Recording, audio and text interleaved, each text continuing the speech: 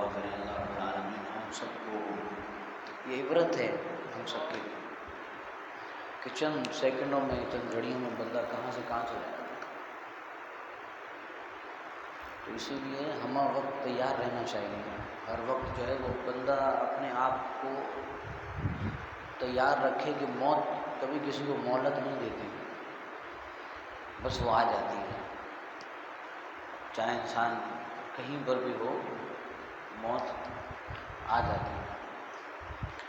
اللہ رب العالمین کرم فرمائے. اللہ رب العالمین ہم سب کی جان مال کی حفاظت فرمائے، ناگہانی اموات سے محفوظ فرمائے.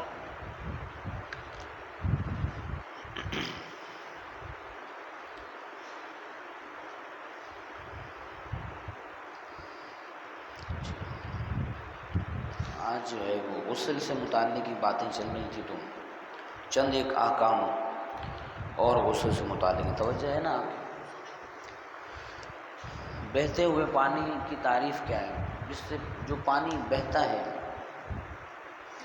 اس کی تعریف اور اس کے احکام.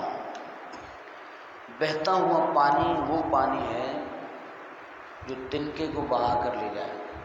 تنکا ہوتا ہے نا، تنکا جو خود بخود اس کو بہا کر لے جائے اس کو بہتا ہوا پانی کہتے ہیں. یہ پاک بھی ہوتا ہے اور پاک کرنے والا بھی ہوتا ہے. پاک بھی ہوتا ہے اور نجاست پڑنے سے ناپاک نہیں ہوتا. جب تک یہ نجاست اس کے رنگ یا بو یا ذائقے کو بدل نہ دے اس وقت تک یہ پانی ناپاک نہیں ہوگا. تین چیزیں، رنگ، بو اور ذائقہ. تینوں میں سے ایک بھی چیز پائی گئی تو یہ پانی کیا ہو جائے گا؟ ناپاک ہو جائے گا. اگر نجس چیز سے رنگ یا بو یا ذائقہ بدل گیا تو ناپاک ہو گیا. اب یہ اس وقت پاک ہوگا کہ نجاست نیچے تہ میں بیٹھ جائے اور اوپر سے پانی صاف ہو اور یہ تینوں باتیں ٹھیک ہو جائیں، یعنی کہ نہ ہی اس کا رنگ بدلے، نہ ہی اس کا ذائقہ بدلے اور نہ ہی اس کی بو بدلے. یہ اتنا پاک پانی مل یا اتنا پاک پانی ملے کہ نجاست کو بہا لے جائے. یا پانی کے رنگ، بو، ذائقہ تو ٹھیک ہو جائے، اور اگر پاک چیز نے رنگ، بو، ذائقے کو بدل دیا تو وضو اور غسل اس سے جائز ہے جب تک چیز دیگر نہ ہو جائے. مطلب وہ چیز ہی نہ بدل جائے اس وقت تک وضو اور غسل سے جائز ہوگا. اب کتنا بڑا حوض ہونا چاہیے کہ جس کے اندر نجاست گر جائے، اور اس کی کوانٹٹی کتنی ہونی چاہیے، اس کی مقدار کتنی ہونی چاہیے کہ اگر اس کے اندر نجاست گر جائے اور اس میں رنگ، بو، ذائقہ اس میں اگر ہے تو وہ اس پانی سے رنگ، بو، ذائقہ بدلنے کی صورت میں کتنی کوانٹٹی میں پانی ہونا چاہیے کہ اس سے وضو جائز ہوگا یا غسل جائز ہوگا یا نہیں ہوگا. تو اب اس کی تعریف کی ہے انہوں نے. 10 ہاتھ لمبا اور 10 ہاتھ چوڑا. 10 ہاتھ سے مراد 10 گز ہے. 10 ہاتھ سے مراد 10 گز ہے. 10 گز لمبا ہو اور چوڑا ہو، 10 گز لمبا ہو. پانی جس حوض یا تالاب میں ہو وہ دا در دا یعنی 10 بائی 10. پانی جس تالاب میں ہو وہ 10 بائی 10 یا بڑا حوض کہلاتا ہے. اور اگر اس سے کم ہو تو پھر وہ بڑا حوض نہیں کہلائے گا.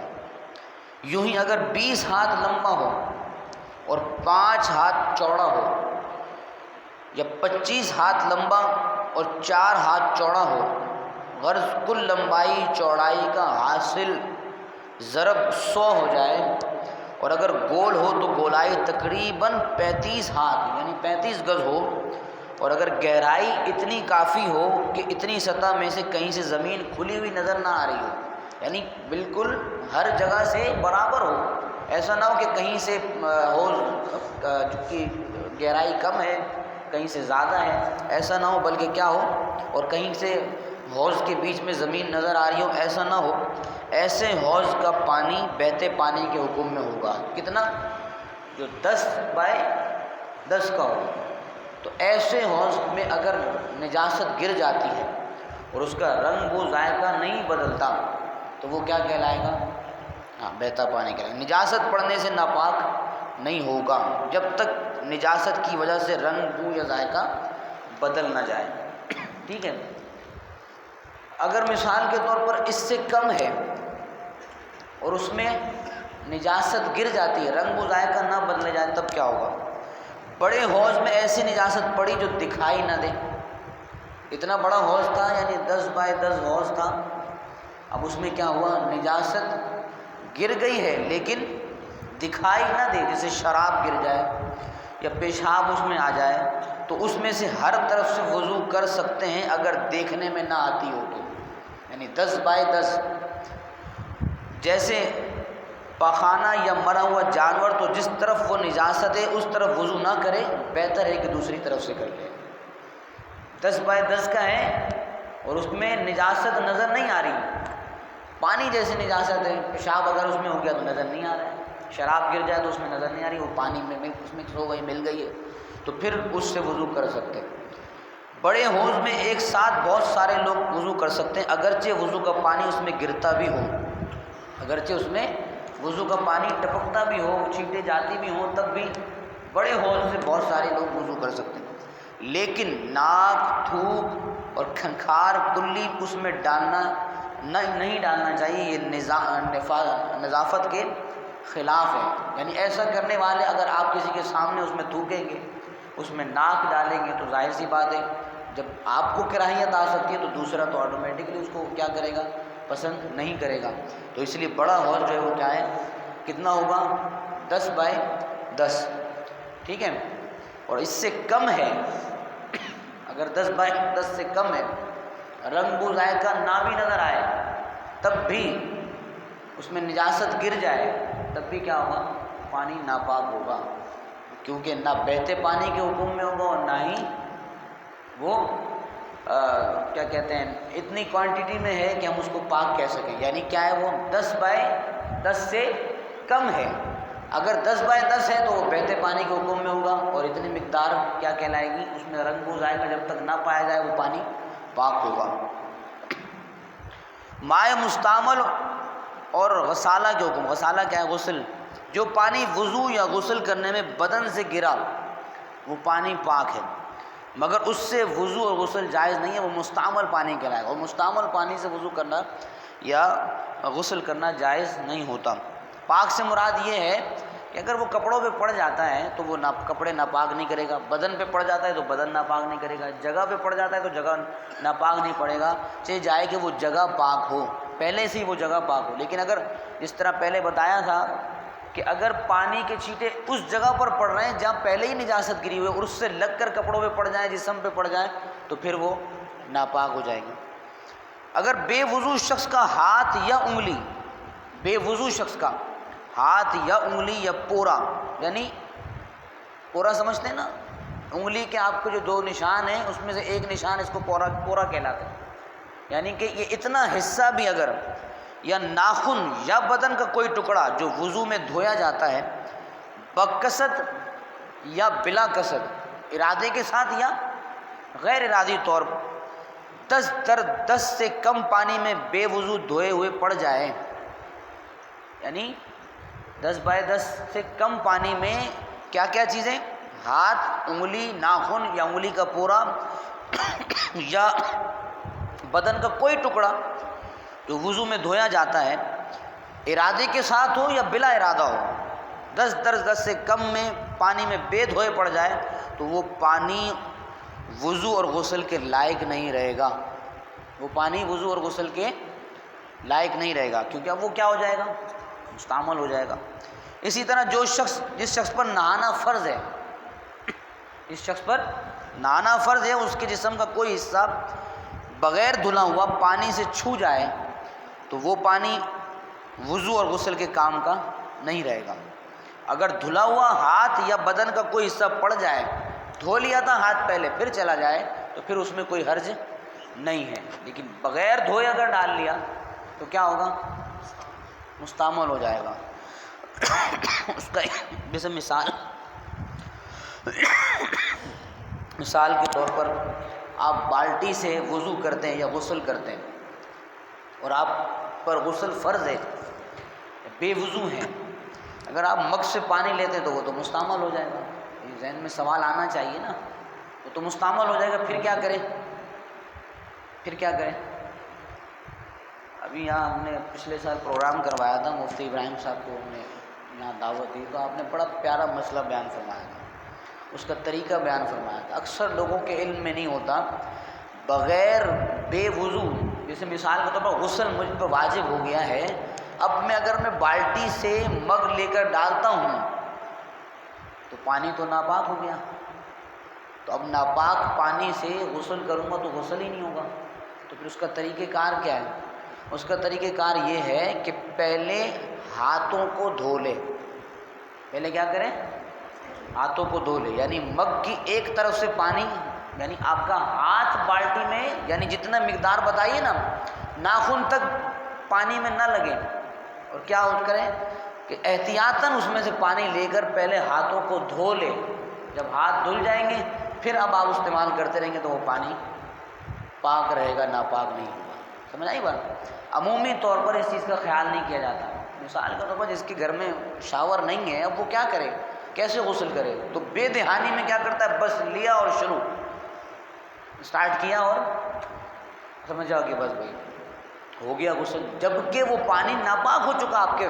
چاہے وہ انگلی کا ناخن ہی لگ گیا، جیسے بتایا گیا انگلی کا ناخن ہی لگ گیا، تب بھی کیا ہو جائے گا، پانی ناپاک ہو گیا. اب ناپاک پانی سے غسل کیا جائے تو بندہ تو پاک ہونے کے بجائے ناپاک اور ناپاک ہی رہا، اور ناپاکی کی حالت میں پھر کیا ہوا، نمازیں بھی پڑھی، قرآن بھی پڑھا، اور پھر بے غسل ہی رہا.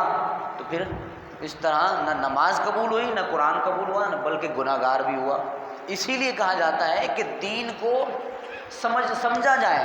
ہم نے سمجھ لیا کہ اللہ قبول کرنے والا ہے، تو ایسے قبول نہیں فرماتا اللہ رب العالمین. بھائی در حقیقت مسائل کو جاننا ہمارے اوپر لازم ہے، فرض ہے مسائل کو جاننا، اور اگر مسائل نہیں جانیں گے تو پھر اللہ رب العالمین قبول نہیں فرمائے گا. یہ ہم نے جو سوکھا ایک اپنے مائنڈ میں چیز سوچ لی نا کہ میں اللہ قبول فرما لے گا، لیکن اللہ کے نبی نے جو احکام بتائے ہیں اس کو پڑھے بغیر، اس کو سمجھے بغیر اللہ کیسے قبول فرما لے گا؟ چاہے جتنے بھی پارسا بنتے رہیں، ظاہری جتنا صابن اور شیمپو کرتے رہے، لیکن کیا ہے، آپ کو وہ پانی پاک ہی نہیں کر رہا. پانی جب پاک نہیں کر رہا تو عبادت کیسے اللہ کی بارگاہ میں قبول ہوگی؟ اکثریت کے ذہنوں میں یہ مسئلے نہیں آتے، لیکن کیا ہے، مسائل جاننے کی وجہ سے مسائل ذہن میں آئیں گے اور ہماری درستگی، ہمارے مسائل کی اصلاح ہوگی. سمجھ آ گئی بات؟ اب غسل کرنے کا طریقہ کہ پانی بھی پاک رہے اور غسل بھی ہو جائے. وہ طریقہ کیا تھا، پہلے ہاتھوں کو دھو لے، ٹھیک ہے نا. شاور ہے تو وہ اس میں تو ایک علیحدہ بات ہے کہ پانی بہہ رہا ہے مسلسل، آپ شاور کے نیچے ہیں یا ہینڈ شاور ہے تو آپ پانی کو بہا رہے ہیں مسلسل، لیکن بالٹی ہے یا ٹب ہے جس کے ذریعے آپ غسل کر رہے ہیں، اس کو پاک رکھنے کا ایک آسان سا طریقہ کیا ہے کہ پہلے ہاتھوں کو دھو لے، جس طرح بتایا گیا. مائع مستعمل کو کام میں لانے کا ہیلا کیسے کرے؟ اب پانی کے چھینٹے اس سے وضو بھی نہیں ہو سکتا، غسل بھی نہیں ہو سکتا، تو پھر کیا کرے؟ پانی میں ہاتھ پڑ گیا اور کسی طرح مستعمل ہو گیا. اب یہ چاہیں کہ یہ کام کا ہو جائے تو اچھا پانی اس سے زیادہ اس میں ملا دیں. مثال کے طور پر ایک بالٹی تھی، بھر لی تھی پہلے ہی، اب پانی مستعمل ہو چکا ہے، آپ کا ہاتھ اس میں چلا گیا ہے، اب کیا کرے؟ تو اب آپ نل کھول دیں اور پانی کو بہنے دیں.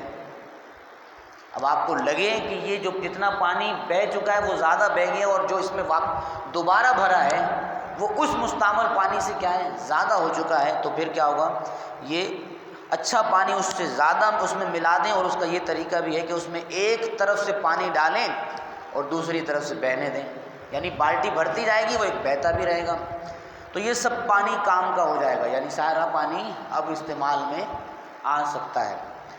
مسئلہ ہے چھوٹے چھوٹے گڑھوں میں پانی ہے اور اس میں نجاست پڑنا معلوم نہیں تو اس سے وضو جائز ہے. چھوٹے چھوٹے گڑھوں میں پانی موجود ہے لیکن معلوم نہیں کہ اس میں نجاست ہے یا نہیں، تو اس سے وضو کر سکتا ہے. لیکن ظاہری نجاست ہے تو پھر تو آٹومیٹکلی نہیں کرے گا. لیکن کیا ہے، ایسی نجاست ہے جو نظر نہیں آتی پانی میں، جیسے پیشاب اور سرکہ وغیرہ، وہ شراب وغیرہ، تو پھر علم نہیں ہے تو وضو کر سکتا ہے، لیکن اگر علم میں آ گئی بات تو کیا ہوگا، وضو وغیرہ اس سے نہیں کر سکتا۔ دوران وضو بھی اگر کسی نے آگے بتا دی تو اب کیا ہے، نئے سرے سے مطلق صاف پانی سے وضو کرنا لازم ہوگا۔ پانی کے بارے میں کافر کی خبر کا کیا حکم ہے؟ کافر کی خبر یہ کہ پانی پاک ہے یا ناپاک، یہ دونوں صورتوں میں پاک رہے گا کہ یہ اس کی اصلی حالت ہے۔ کافر نے خبر کی دی کہ یہ پانی پاک ہے یا ناپاک، دونوں صورتوں میں پاک رہے گا، یہ اس کی اصلی حالت ہے۔ سمجھ آئی؟